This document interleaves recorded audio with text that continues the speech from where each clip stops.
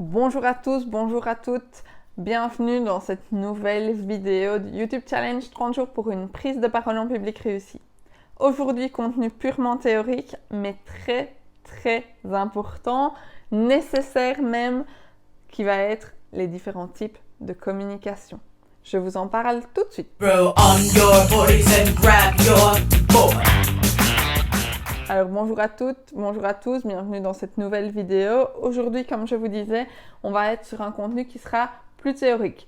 Plus théorique mais nécessaire parce que si vous ne connaissez pas les trois types de communication qui existent, vous risquez de faire les mêmes erreurs que j'ai faites en leur temps et qui ont encore des répercussions aujourd'hui.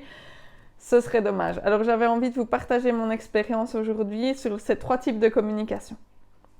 Alors, si vous ne connaissez pas les trois types de communication, je vous les lance comme ça et puis je vous explique ce qu'il en est. Il y a la communication descendante, ascendante et transversale. Alors, beau mot bien théorique, qu'est-ce qu'il en est?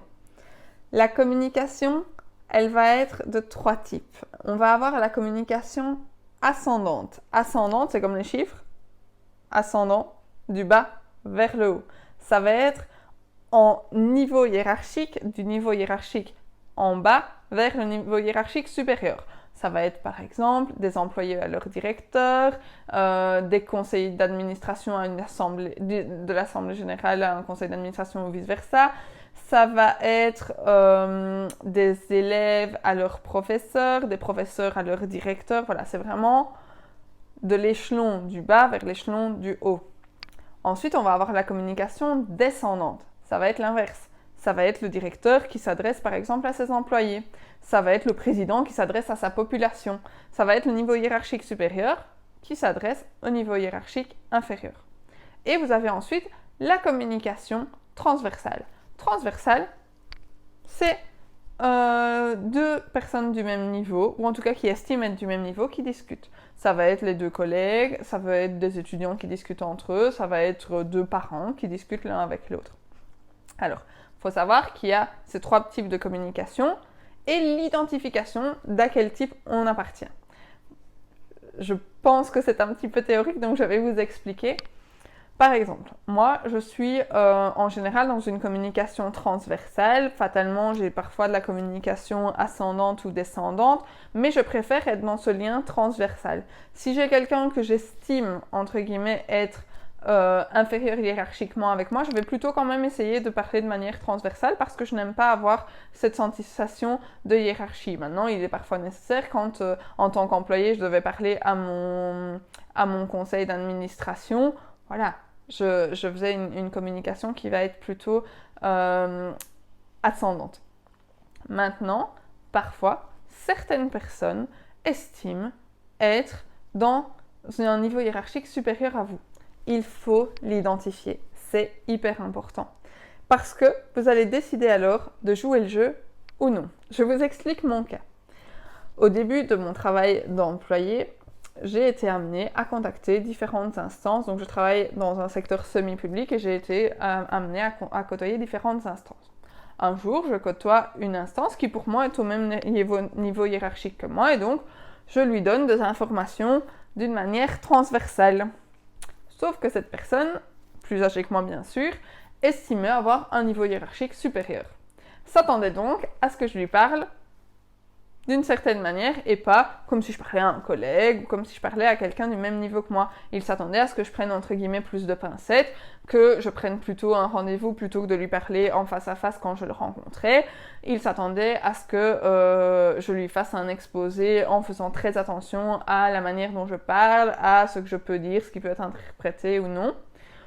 Je ne l'ai pas fait dû à mon jeune âge et mon manque d'expérience à l'époque, et donc je parle de manière très transversale et très ouverte, comme je suis quelqu'un de relativement, entre guillemets, cash et direct, et donc je lui dis voilà, il y a peut-être ça ou ça comme problème. Cette personne, estimant que je ne devais pas avoir ce type de communication, ne m'a rien dit, mais a laissé faire le temps, et au final, il y a eu plusieurs blocages dans la com suivante. Dès que je m'adressais à cette personne, j'avais un refus. Je me dis, tiens, c'est bizarre. Il n'y a rien eu pourtant. Après, un autre refus. Et en fait, j'ai identifié il y a peu que c'était un souci de communication. J'aurais dû identifié que cette personne, plus âgée que moi, s'attendait à une communication qui n'était pas transversale.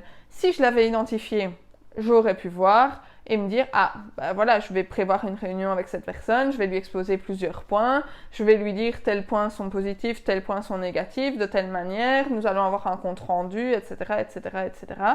Ça aurait facilité la discussion, ça aurait facilité la manière de communiquer et cette personne n'aurait pas été frustrée d'avoir l'impression d'un manque de respect de ma part par rapport à elle, par ma communication. Alors c'était un exemple.